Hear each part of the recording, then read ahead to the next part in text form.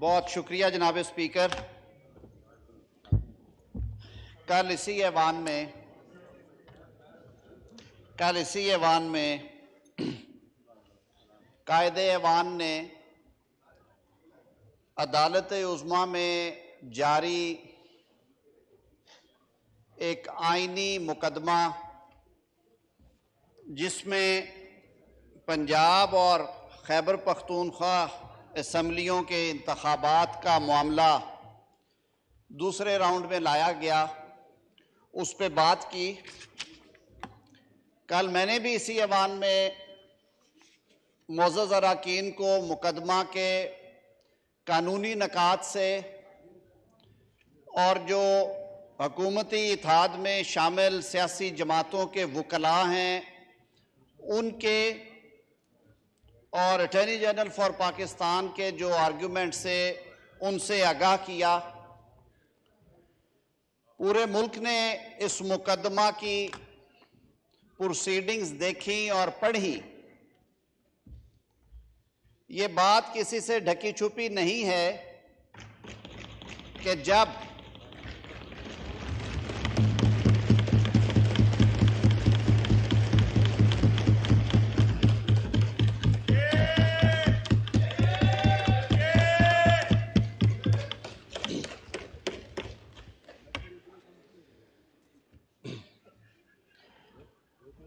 جناب اسپیکر، جب ایک ضدی شخص کی انا کی تسکین کے لیے دو صوبائی منتخب اسمبلیوں کی تحلیل ہوئی تو اس پہ پاکستان کے سنجیدہ سیاسی حلقوں نے تبصرے بھی کیے اور رد عمل کا بھی اظہار کیا۔ دو اسمبلیوں کی تحلیل کا مقصد ان اسمبلیوں میں انتخابات کروانے سے زیادہ مقدم مقصد اس ملک میں سیاسی تقسیم کی داغ بیل ڈالنا تھی۔ جناب اسپیکر، پاکستان کی سیاسی تاریخ گواہ ہے کہ پاکستان میں ہونے والے عام انتخابات پہ مختلف ادوار میں انگلیاں اٹھائی گئیں۔ 1970 میں جو صورتحال بنی انتخابات کے نتائج کے حوالے سے اور نتائج کی تقسیم کے حوالے سے ہم نے اس کی قیمت بھی چکائی۔ میں آج اس موقر ایوان میں کھڑے ہو کر تاریخ کے ایک طالب علم کے طور پہ یہ بات بلا خوف تردید کر سکتا ہوں کہ 1977 کے انتخابات اگر نگران حکومتوں کی موجودگی میں ہوتے تو نتائج شاید ملتے جلتے ہی ہوتے، لیکن اس کے بعد چلنے والی تحریک کے نتیجے میں ہمیں 11 سال کا بدترین مارشل لاء نہ ملتا، جس نے پاکستان کا سیاسی نقشہ بدل کے رکھ دیا، ہماری فکروں اور سوچوں پہ تالے لگا دیے، جس کی قیمت آج ہماری نسلیں دے رہی ہیں اور دیتی رہیں گی۔ اللہ تعالی ہم سب کو ان چیزوں کو سمجھ کے، ان چیزوں سے سبق سیکھ کے پاکستان کی بہتری کے لیے سازگار حالات بنانے کی طاقت اور توفیق عطا فرمائے۔ میں آج کے مدعے کی طرف آتا ہوں۔ اسی موقر ایوان نے پچھلے ہفتے حالات کی نزاکت کو سامنے رکھتے ہوئے عدل کے سب سے بڑے ایوان میں دراڑ کو سامنے رکھتے ہوئے انصاف کے ترازو کو پکڑنے والے ہاتھوں میں لغزشوں کو دیکھتے ہوئے اپنا آئینی فریضہ ادا کرتے ہوئے قرارداد منظور کی اور یہ مطالبہ کیا کہ یہ جو مقدمات آپ کے سامنے زیر سماعت ہے، دو صوبوں میں صوبائی اسمبلیوں کے انتخابات اور وہ بھی حصوں میں کروانے کے، کہ آدھے ملک میں انتخابات ابھی کروا لیں اور آدھے ملک میں انتخابات بعد میں کروائیں، وہ انتخابات جب ہوں گے وہاں پہ سیاسی حکومتیں ہوں گی۔ یہ بات بھی کسی سے ڈھکی چھپی نہیں ہے کہ اس معزز ایوان کی 55% نشستیں جو ہیں وہ صوبہ پنجاب سے ہیں آبادی کے تناسب سے، اور یہ بات بھی کسی سے ڈھکی چھپی نہیں ہے کہ کل کو جب اس معزز ایوان کا الیکشن ہوگا قومی اسمبلی کا اکتوبر میں، اس وقت پنجاب میں چاہے ہماری ہو چاہے آپ کی ہو، ایک سیاسی حکومت ہوگی جسے معطل نہیں کیا جا سکتا۔ اور یہ بات بھی کسی سے مخفی نہیں ہے کہ آئین سازوں نے اسی ایوان میں بیٹھ کے ہفتوں اور مہینوں محنت کر کے 18ویں ترمیم کے ذریعے آرٹیکل 224 کو انیکٹ کیا، اسے یونانیمسلی پاس کیا، جس میں یہ طے کر دیا گیا کہ ملک میں انتخابات کے لیے ایک سازگار ماحول دینے کے لیے، انتخابات کو شفاف، غیر جانبدارانہ اور منصفانہ انشور کرنے کے لیے ملک بھر میں ایک وقت پہ نگران سیٹ اپس کے زیر انتظام انتخابات ہوں گے۔ ان ساری باتوں کو سامنے رکھتے ہوئے پاکستان کے سب سے بڑے منتخب ایوان نے قرارداد پیش کی، انتہائی باادب طریقے سے ایک ایک لفظ چن کے اس قرارداد کا حصہ بنایا گیا اور التماس کی، مطالبہ کیا، استدعا کی چیف جسٹس پاکستان سے کہ اس معاملے کو آپ سنجیدگی سے لیں۔ یہ مقدمات 4 ججوں کی اکثریتی رائے کے بعد خارج کر دیے گئے تھے۔ یہ کہہ دیا گیا تھا اس فیصلے میں کہ یہ آئین کے آرٹیکل 184(3) کے دائرہ کار میں مقدمات نہیں آتے، بلکہ یہ صوبوں کے مسئلے ہیں۔ ہمارا آئین ایک طریقہ کار وضع کرتا ہے کہ جو ایکسرسائز آف جورسڈکشن ہے وہ بھی انڈیپینڈنٹ ہائی کورٹس وہاں سے شروع ہوگی۔ انہوں نے اپنی دانست میں وہ فیصلہ صادر کر دیا۔ اس ایوان نے اس کی توثیق کرتے ہوئے جناب چیف جسٹس سے استدعا کی کہ آپ کے گھر میں تقسیم ہے، آپ کے عدل کے ایوان میں پاکستان کے عوام مختلف آراء سن رہے ہیں، اپنے گھر کو یکجا کریں۔ ہماری استدعا ہے کہ آپ اس معاملے کو فل کورٹ میں لے جائیں، ماسوائے ان 2 جج صاحبان کے جنہوں نے اس معاملے میں خود ریکیوز کیا ہوا ہے، آپ 13 رکنی بینچ بنا دیں۔ وہ جو فیصلہ کرے گا پاکستان کے عوام اس فیصلے کے پیچھے کھڑے ہو جائیں گے۔ لیکن میں آج دکھ اور افسوس کے ساتھ بطور وزیر قانون، بطور قانون کے ایک طالب علم کے، ایک ایسے شخص کے جس نے عزت، مقام، نیک نامی اگر کوئی ہے صرف اور صرف کالے کوٹ کی وجہ سے حاصل کی، اور یہ میرے کالے کوٹ کی بدولت ہے کہ میں آج اس ایوان میں آپ سب سے مخاطب ہوں۔ ہم نے ہاتھ جوڑ کے یہ استدعا کی کہ اس تاثر کو ختم کرنے کے لیے اس معاملے کو انا کا معاملہ نہ بنائیں، ضد کا معاملہ نہ بنائیں، بلکہ گھر کے بڑے کے طور پہ ملک کے حالات کو سامنے رکھتے ہوئے اس ملک کو آئینی اور سیاسی بحران سے بچانے کے لیے، بلکہ بحرانی کیفیت تو ہے، اس کو اور گہرا ہونے سے بچانے کے لیے آپ یہ معاملہ فل کورٹ میں لے جائیں۔ جناب اسپیکر، یہ مطالبہ حکومتی اتحاد کے سیاسی جماعتوں کی طرف سے نمائندہ وکلاء نے بھی کیا، جنہیں میں بڑے افسوس سے یہ عرض کروں گا کہ جنہیں وہاں پہ فریق نہیں بنایا گیا۔ پچھلی پروسیڈنگز میں وہ فریق تھے، 6 روز وہ بیٹھے رہے، سینئر ایڈوکیٹ سپریم کورٹ کے، انہیں فریق نہیں بنایا گیا۔ سمجھ سے بالا تر ہے کہ ان کی وجوہات کیا تھیں، لیکن اٹارنی جنرل صاحب نے یہ ساری باتیں بینچ کے سامنے رکھی۔ میں زیادہ نہیں دہراؤں گا، میں نے کل بھی عرض کیا تھا، اٹارنی جنرل صاحب نے یہ بھی عرض کیا کہ اگر آپ کی دانست میں یہ فیصلہ 4-3 کا نہیں ہے بلکہ یہ 3-2 کا 5 رکنی بینچ کا بھی ہے، تو اس کا ایک اچھا حل ہے کہ یا تو وہی 7 جج صاحبان بیٹھ جائیں اور وہ دوبارہ اس پہ غور کر لیں۔ اگر وہ ممکن نہیں ہے تو یہ معاملہ ریفر کر دیا جائے فل کورٹ کو، وہ 13 رکنی جنہوں نے ریکیوز نہیں کیا ہوا، اگر وہ بھی نہیں چاہتے تو پھر جو 6 جج صاحبان اس کے علاوہ آنریبل سپریم کورٹ میں ہیں، جن کو شاذ و نادر ہی اس طرح کے مقدمات کا حصہ بنایا گیا، یہ بھی تکلیف دہ بات ہے، یہ ان کو ریفر کر دیا جائے تاکہ یہ کنٹروورسی حل ہو جائے۔ لیکن میں انتہائی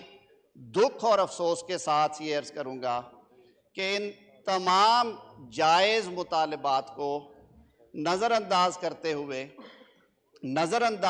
ہوئے آج 3 رکنی بینچ نے فیصلہ صادر کر دیا،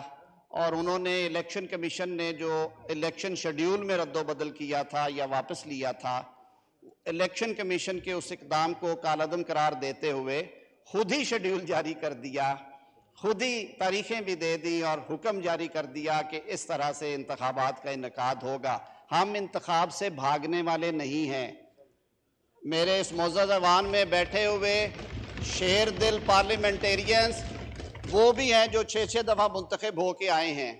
وہ بھی ہے جو اپنے مخالفین کی ضمانتیں ضبط کرا کے آئے ہیں، لیکن میں پھر یہ ادب سے عرض کروں گا کہ کبھی بھی یہ تاثر نہیں جانا چاہیے جو تاثر پچھلے دور میں تھا ایک ادارے کے بارے میں، کہ اس ادارے نے پولیٹیکل انجینئرنگ کا حصہ بن کے اس ملک کی سیاسی کلچر کو نقصان پہنچایا ہے۔ میں بڑے ادب سے یہ استدعا کروں گا کہ ہمارے ملکی اداروں کو پوری احتیاط کرنی چاہیے کہ کسی شخص کی زبان پہ یہ لفظ نہ آئے کہ کسی نہ کسی حوالے سے کوئی نہ کوئی ادارہ سیاسی انجینئرنگ کے لیے سہولت کاری کرتا ہے۔ جناب اسپیکر، قانون کے ایک طالب علم کے طور پہ ایک اور مسئلہ بھی ہمارے سامنے ہے۔ اسی دوران سپریم کورٹ کے ایک 3 رکنی بینچ نے 184(3) کی پروسیڈنگز میں ایک کیس کا فیصلہ کیا۔ کیس سنتے ہوئے انہوں نے لیگل کویسچن فریم کیا اور انہوں نے کہا کہ سوو موٹو نوٹس کا اختیار، یعنی کہ از خود نوٹس کیس کا کس نے اختیار استعمال کرنا ہے، اور اوریجنل جورسڈکشن کے کیسز جو ہیں ان میں کون سے پیرامیٹرز ہونے چاہیے۔ اس کے لیے یہ ایک پرانا مطالبہ ہے، جیسے میں نے کل عرض کیا تھا کہ 2019 کے بعد فل کورٹ میٹنگ نہیں ہوئی۔ انہوں نے کہا آج یہ ہائی ٹائم ہے یہ ڈیسینٹنگ وائسز سنتے ہوئے، میرے خیال میں جو آوازیں پچھلے کئی ہفتوں سے اٹھ رہی تھی ان کو سنتے ہوئے بینچ نے ایک فیصلہ صادر کیا کہ جب تک یہ فل کورٹ میٹنگ نہیں ہوتی 184(3) کے تحت جو درخواستیں زیر سماعت ہیں ان پہ سماعت روک دی جائے اور معاملہ فل کورٹ میٹنگ میں ڈسکس کر کے رول میکنگ کے بعد اس پہ دوبارہ عمل کیا جائے۔ وہ نقطہ بھی عدالت کے سامنے رکھا گیا، اس پہ کہا گیا کہ اس کے بارے ایک سرکولر جاری کر دیا گیا ہے۔ ایک جوڈیشل ڈیسیژن کو ایک انتظامی سرکولر کے ذریعے رد کر دیا گیا ہے۔ آج جب یہ فیصلہ سنا دیا گیا اس جوڈیشل ڈیسیژن کے ہوتے ہوئے اور یہ کہتے ہوئے کہ اس جوڈیشل ڈیسیژن کا اس پہ کوئی بیرنگ نہیں ہے، اس کا کوئی اثر نہیں ہے، لیکن حیرانگی کی بات ہے کہ پھر ایک اور 6 رکنی بینچ بنا دیا گیا جس نے 1 گھنٹے کے بعد اسی ڈیسیژن کو جو 3 رکنی سینئر پیونی جج صاحب نے صادر کیا تھا، ایک 6 رکنی بینچ جس میں سینئر ججز کی موجودگی میں انہیں نظر انداز کرتے ہوئے ایک بینچ تشکیل دے کے اس ڈیسیژن کو ختم کیا گیا، وہ پروسیڈنگز کلوز کی گئی۔ تو میرا یہ سوال ہے کہ ہم کس ڈائریکشن میں جا رہے ہیں۔ ایک طرف تو یہ کہا گیا کہ اس ڈیسیژن کی کوئی حیثیت نہیں ہے، قانون تھوڑا سا بھی پڑھنے والا یا نہ پڑھنے والا بھی یہ پوچھے گا کہ اگر اس ڈیسیژن کی کوئی حیثیت نہیں تھی تو پھر یہ 6 رکنی بینچ بٹھا کے اس کو ٹرن ڈاؤن کرنے کا، اسٹرائک ڈاؤن کرنے کا، اس کو کنکلوڈ کرنے کی کیا ضرورت تھی۔ میرا یہ بھی ایک سوال ہے کہ اتنے اہم آئینی اور قانونی مقدمے میں اس طرح کی عجلت جو ہے، کیا وہ پاکستان کو سیاسی اور آئینی استحکام دے گی؟ کیا یہ مقدمہ، کیا اس میں دیا گیا فیصلہ آئین اور قانون اور عدالتی نظائر اور جوڈیشل پروپرائٹی اور جوڈیشل پریکٹسز کے مطابق ہے؟ کیا ہم اللہ اکبر، اللہ اکبر، اللہ اکبر۔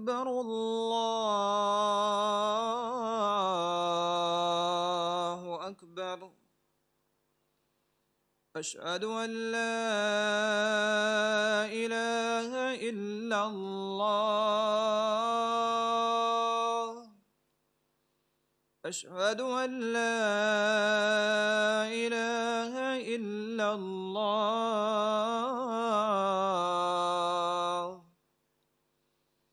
أشهد أن محمدًا رسول الله أشهد أن محمدًا رسول الله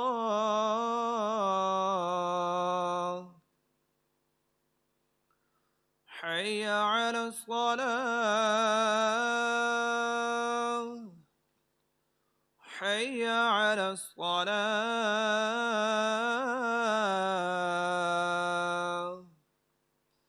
حي على الفلاح حي على الفلاح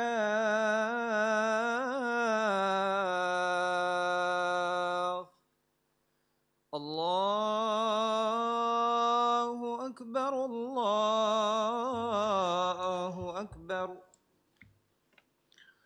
لا إله إلا الله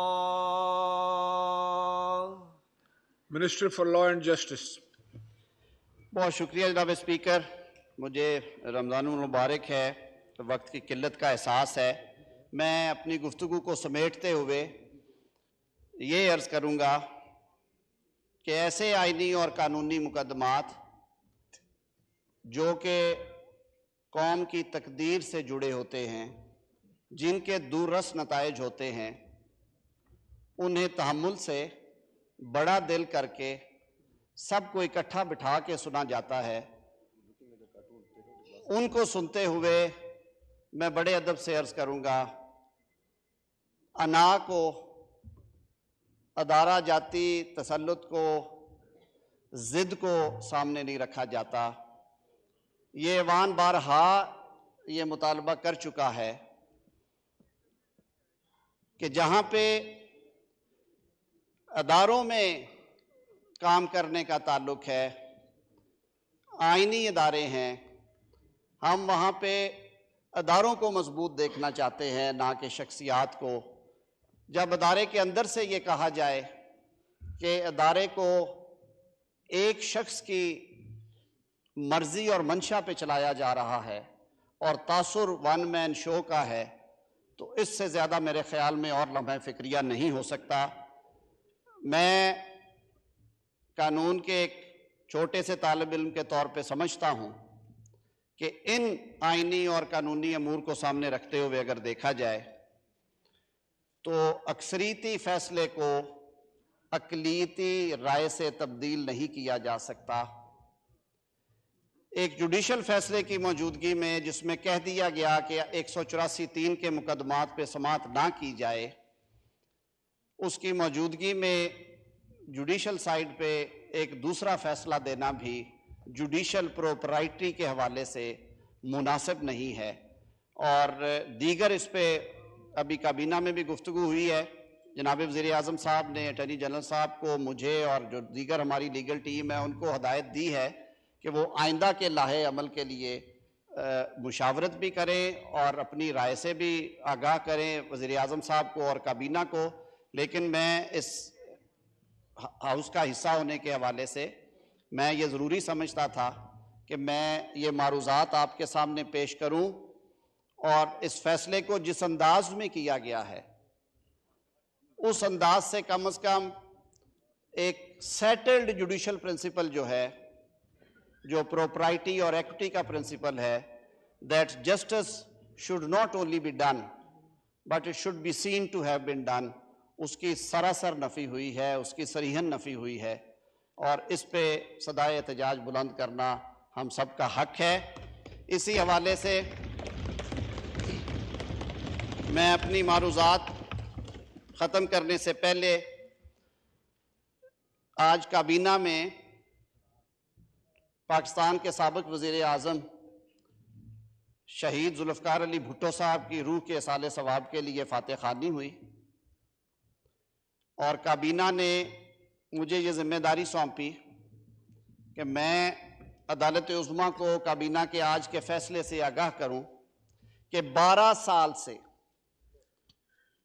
شہید ذوالفقار علی بھٹو صاحب کے جوڈیشل مرڈر کے حوالے سے، ان کے ساتھ جو ناانصافیاں ہوئیں اس کے حوالے سے، عدل کے ایوانوں میں آئین اور قانون کی جو دھجیاں اڑائی گئیں ان کا حساب ایک طرح سے چکانے کے لیے، تاریخ کو درست کرنے کے لیے ایک صدارتی ریفرنس فائل ہوا ہے جو کہ 12 سال سے منتظر ہے سنوائی کے لیے۔ تو آج کابینہ نے یہ فیصلہ کیا کہ اس کی فی الفور سماعت کے لیے کابینہ کے حکم کے تابع وزارت قانون عدالت عظمیٰ کو چٹھی لکھے تاکہ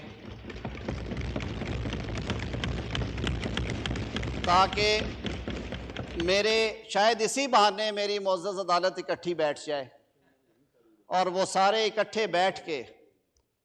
اس تاریخ ساز غلطی کا مداوع کر سکے۔ بہت شکریہ جناب۔